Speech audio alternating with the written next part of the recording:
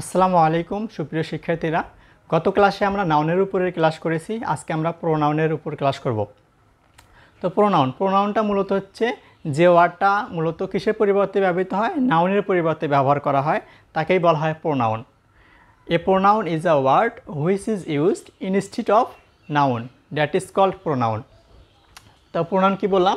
Pronoun অর্থ হচ্ছে a word মানে একটি শব্দ হুইচ ইজ ইউজড, যেটি ব্যবহার হয় ইনস্টিড অফ নাউন, নাউনের পরিবর্তে ব্যবহার হয়, দ্যাট ইজ কল্ড প্রোনাউন, তাকেই বলা হয় প্রোনাউন। আর প্রোনাউনকে সাবস্টিটিউটিং ওয়ার্ড বা প্রতিস্থাপিত শব্দ বলে।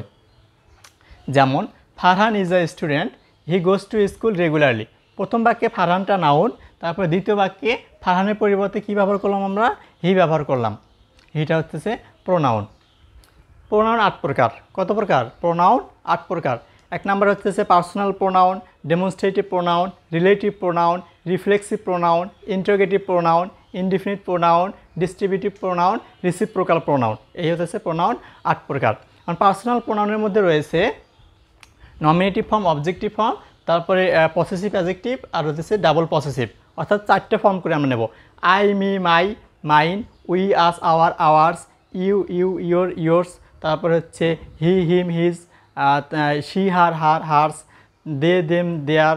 এগুলো হচ্ছে আমাদের পার্সোনাল প্রোনাউন, অর্থাৎ ব্যক্তিবাচক সর্বনাম।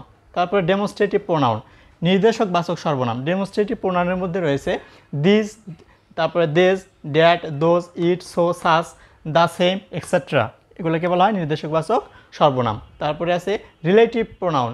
রিলেটিভ প্রোনাউন মূলত এগুলো হচ্ছে সম্বন্ধবাচক, বা এগুলো আমাদের লিঙ্কার হিসেবে কাজ করে। যে what, which, who, whom, whose, that, as, but, whoever, whatever, whichever, etcetera. এগুলো কিন্তু আমাদের ইন্টারোগেটিভ না।